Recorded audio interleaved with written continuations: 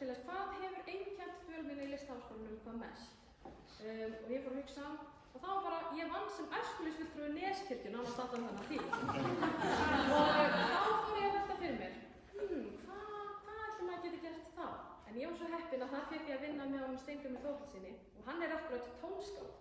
Og ég heyrði þetta lag á tónleikum og hugsaði með mér, mig langar að syngja þetta.